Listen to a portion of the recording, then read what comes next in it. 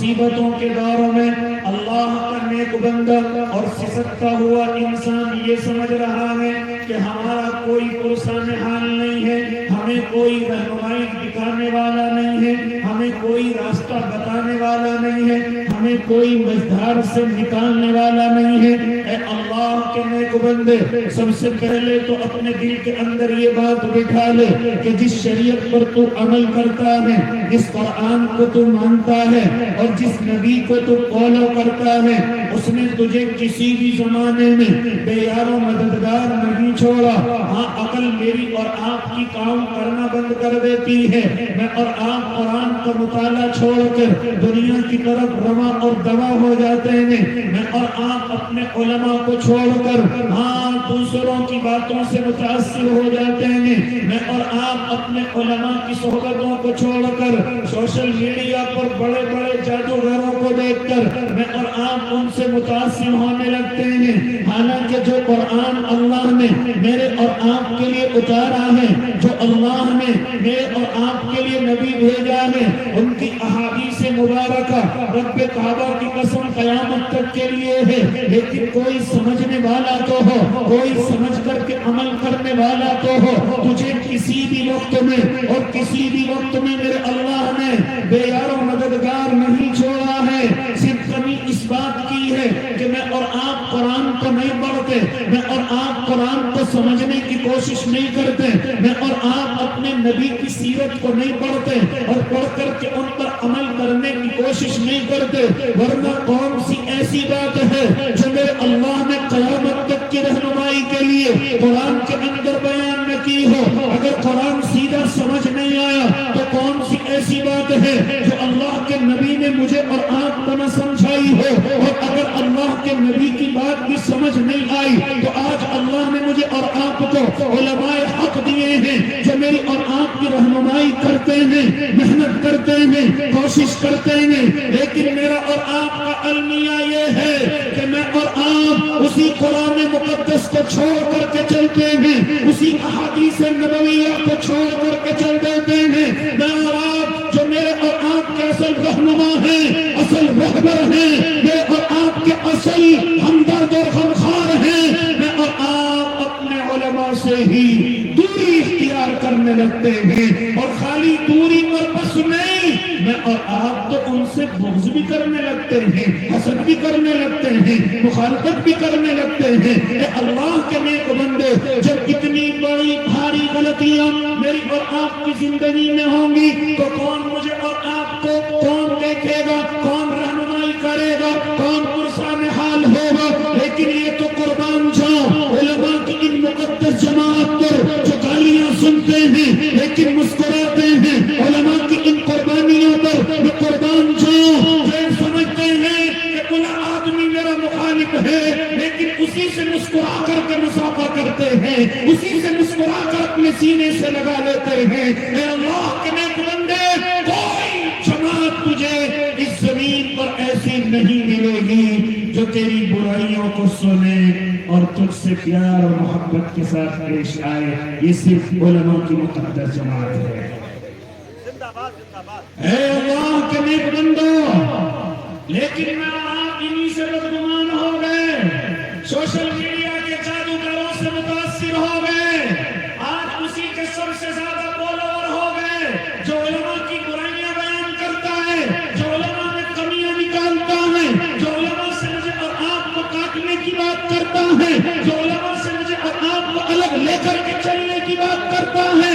آج اگر میں دیکھوں سوشل میڈیا پر اسی کے فالوور زیادہ ہیں، اسی کو فالو کرنے والے زیادہ ہیں، یہاں تک کہ میں نے دیکھا کہ انہوں نے اپنے فرقے بھی بنا لیے ہیں، انہوں نے اپنی جماعتیں بنا لی ہیں، ان جماعتوں کے انہوں نے نام بھی رکھ دیے ہیں، کیونکہ انہیں معلوم ہے کہ اس زمین پر وہ بیوقوف بھی موجود ہیں جو ہمدردوں کو چھوڑ کر لالچیوں کے فالوور ہو جاتے ہیں، جو غمخواروں کو چھوڑ کر ہم جیسے جادوگروں کے پیچھے چلنے لگتے ہیں۔ ہاں، جب وہ دیکھتے ہیں کہ ایک وقتوں کی جماعت ہمارے پیچھے ہے تو وہ اپنی جماعتوں کے نام بھی رکھ لیتے ہیں، یہاں تک کہ ان کو یہ طاقت بھی مل جاتی ہے کہ وہ اپنا ایک الگ فرقے کا نام بھی الاؤنس کر دیتے ہیں۔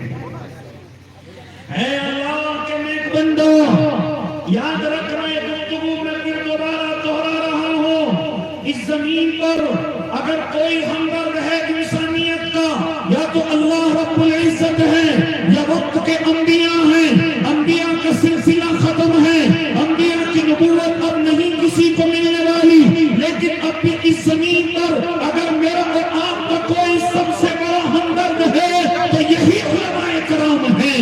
اگر میرا اور آپ کا سب سے بڑا کوئی غمخوار ہے، کوئی میرا اور آپ کے لیے راتوں کے اندھیروں میں آنسو بہانے والا ہے، دنوں کی تنہائیوں میں میرے اور آپ کے لیے دوڑنے والا ہے، تو صرف اور صرف یہی علماء کرام کی جماعت ہے۔ ہاں ظالم نے یہی تو کوشش کی ہے، ظالم نے یہی تو محنت کی ہے کہ علماء کو عوام سے الگ کر دیا جائے، عوام کو علماء سے ایک طرف کر دیا جائے، ان کی غلطیاں زور اور شور سے بیان کی جائیں، ان کی درا درا سی غلطیوں کو ہاں بڑا بنا کر کے علماء سے بدگمان کیا جائے، اور میں اور آپ بدگمانی کے اندر آ جاتے ہیں۔ آج پریشانی کی وجہ یہ ہے، آج مصیبتوں کی وجہ یہ ہے، آج مجھے اور آپ کو چاروں طرف سے گھیر کر کے ہاں مصیبتوں کے اندر شکار کرانے کی وجہ ہی یہ ہے کہ میں اور آپ اپنے سچے ہمدردوں سے دور ہیں، اپنے سچے غمخواروں سے دور ہیں، اور وہ کوئی اور جماعت نہیں ہے، علماء کی جماعت۔ تو میں گفتگو کرنے لگا تھا، ذرا قرآن نے مجھے بتا تو صحیح، تب تجھے میرے اللہ نے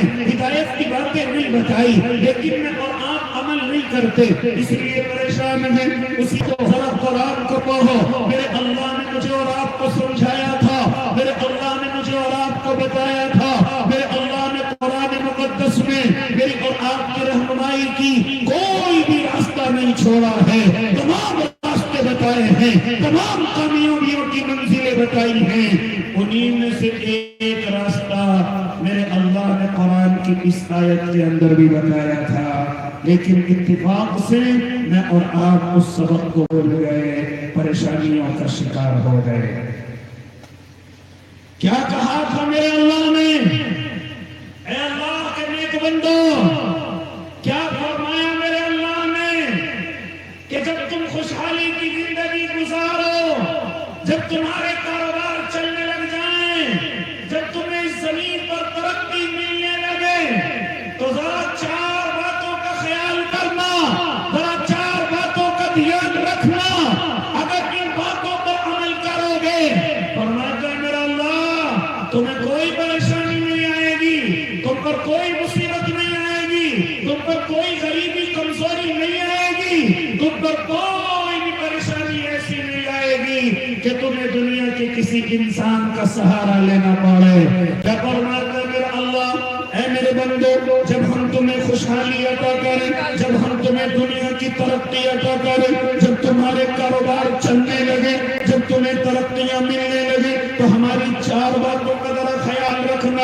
اگر چار باتوں کا خیال کرو گے تو یاد رکھنا، کبھی پریشانی تمہارے در پر نہیں آئے گی، کبھی مصیبت تمہارے گھر پر نہیں آئے گی۔ اتفاق سے اگر اللہ تمہیں آزمانا چاہے یہ الگ چیز ہے، اللہ کی طرف سے امتحان ہو یہ الگ چیز ہے، ورنہ فرماتا ہے میرا اللہ کہ جو میرا بندہ ان چار باتوں پر عمل کرے گا کبھی پریشانی اس کے گھر کا دروازہ نہیں دیکھے گی۔ پہلی چیز، جو لوگ خوشحال ہیں وہ عمل کرنے کی کوشش کریں، جو خوشحالی کی طرف اپنے قدم بڑھا رہے ہیں، اگر مل جائے تو وہ نیت کرے کہ ان چار باتوں پر عمل کروں گا۔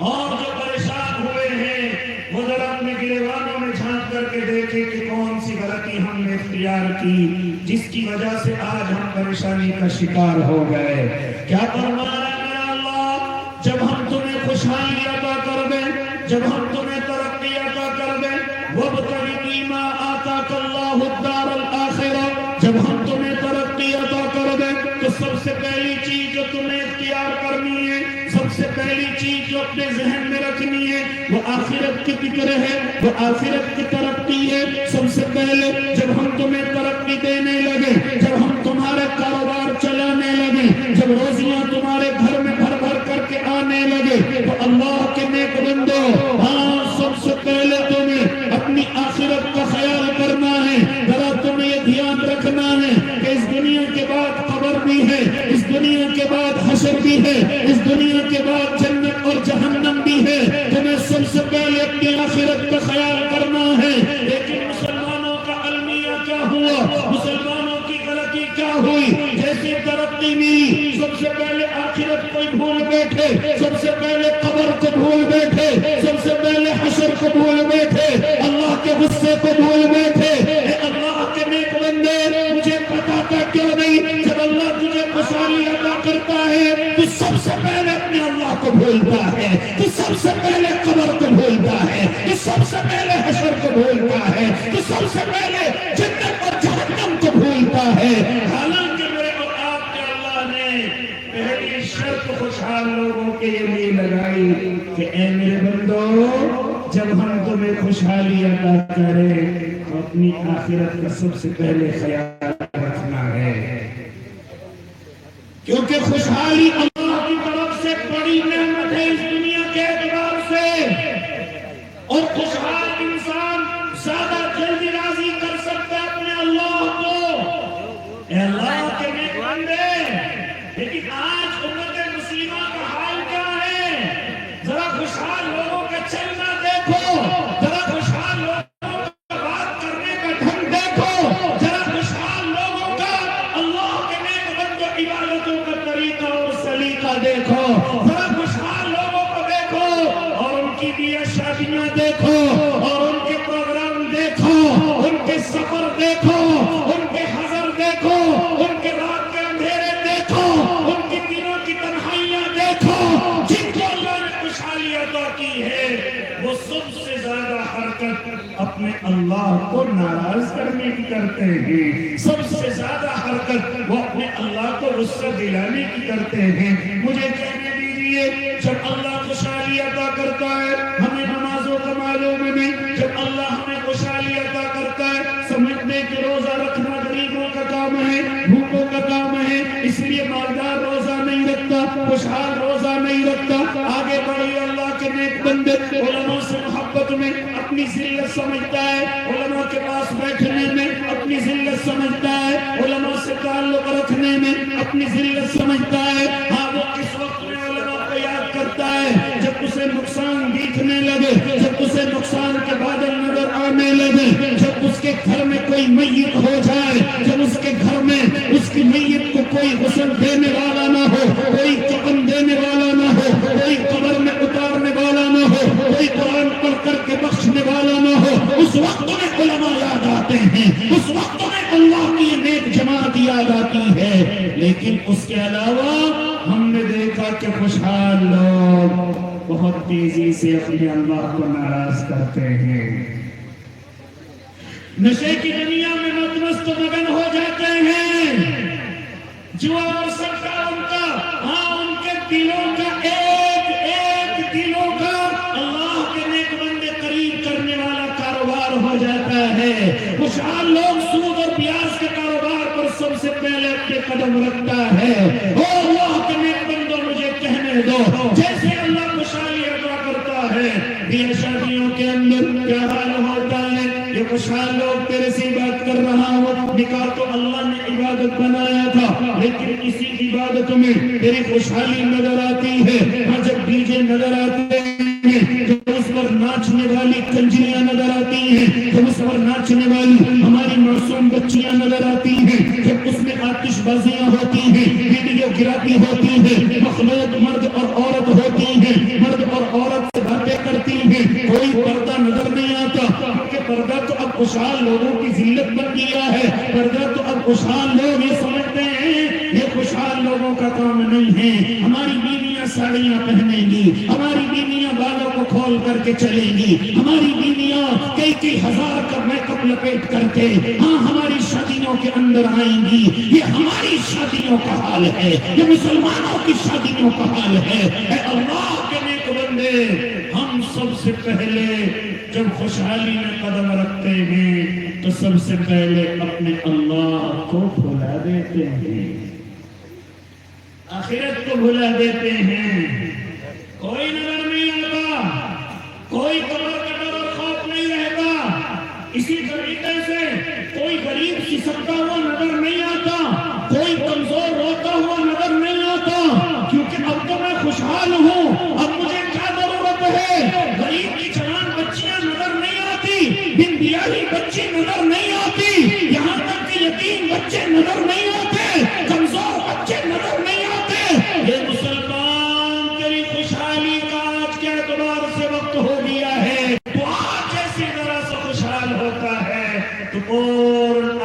को अपने दिल से भुला देता है।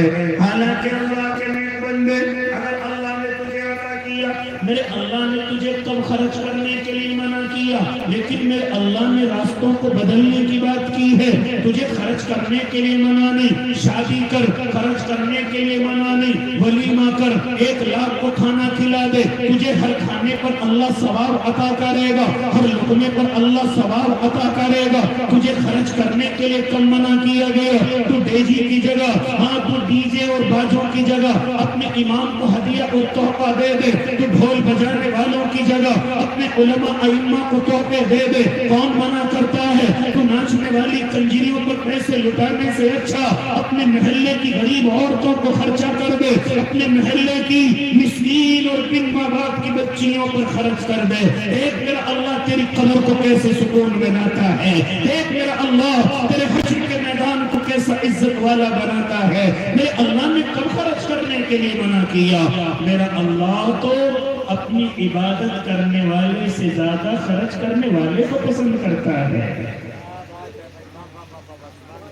मेरा अल्लाह तो इबादत करने से ज्यादा सखी को पसंद करता है। तुझे किसने बहका दिया? मेरा अल्लाह खर्च करने को पसंद नहीं करता, लेकिन वो अल्लाह के नेक बंदे खर्च इस तरीके से कर जिस तरीके से मेरा अल्लाह चाहता है। अरे तुझे 10 गरीब रास्तों में खड़े होकर के दुआएं दे, 10 माएं तेरे लिए अल्लाह फैलाए, 10 गरीब बच्चियां अपने आंसुओं को पूछ करके तुझे दुआएं दे, 10 यतीम बच्चे तुझे सलाम करके तेरी रहनुमाई की और तेरी भलाई की दुआएं करें। ऐसा खर्च कर कि हर इंसान की जुबान से तेरे लिए दुआएं निकले। है अल्लाह के नेक बंदे, क्या मेरे आका से नहीं सुना कि मेरा अल्लाह 100 इबादत करने वालों को इतना पसंद नहीं करता जितना एक खर्च करने वाले को पसंद करता है, जितना एक अल्लाह की राह में लुटाने वाले को पसंद करता है। और खाली कहते नहीं थे, खाली फरमाते नहीं थे, बल्कि मेरे आका ने अपनी जिंदगी के जरिए से दिखाया भी है, मेरे आका ने अपने अमलों के जरिए से दिखाया भी है। मालूम कर अपने उलमा से हजरत आयशा सिद्दीका के वो जुमले कि जब 5 रुपये कहीं से मेरे आका की खिदमत में आए थे, आपने उन्हें तकिए के नीचे रख लिया था और आप पूरी रात सो न सके थे, पूरी रात बेचैनी की जिंदगी गुजार रहे थे और पूरी रात बेचैन होकर के बार बार उठ करके बैठ रहे थे। तो हजरत सिद्दीका गोया हुई थी, अल्लाह के नबी आज तुम्हें सुकून क्यों नहीं है, आज तुम्हारी नींद कहाँ चली गई है? तो उस वक्त में मेरे आपके आका ने इरशाद फरमाया था, सिद्दीका मुझे नींद कैसे आ सकती है? मेरे तकिए के नीचे 5 रुपये रखे हुए हैं, मुझे नींद नहीं आ सकती जब तक ये गरीबों के घर न चले जाए, जब तक ये कमजोरों के घर न चले जाए। अरे कहाँ तक किससे सुनाओ, कहाँ तक कहानियां बताओ?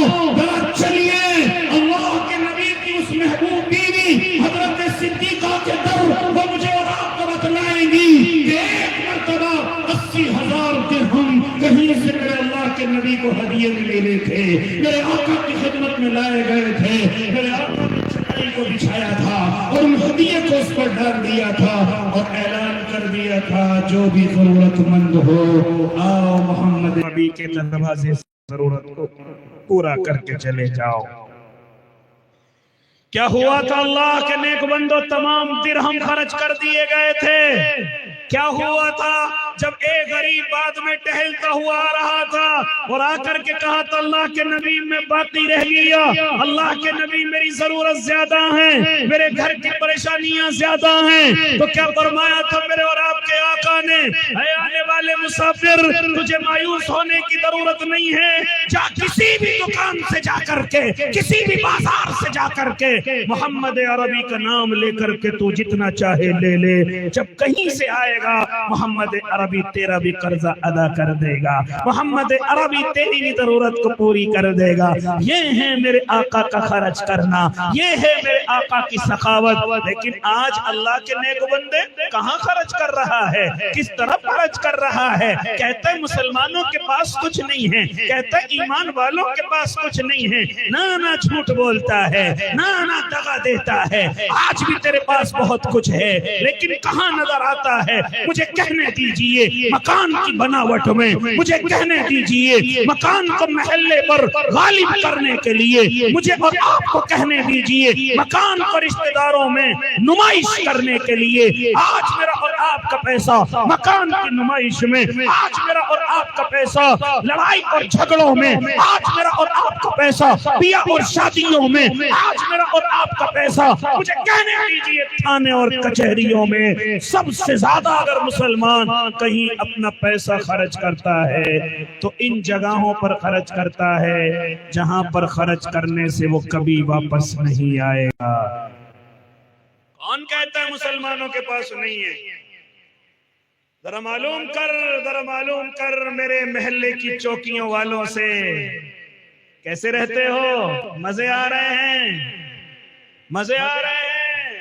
مسلمانوں کی چوکیاں ہیں, مسلمانوں کے محلے میں تھانے ہیں.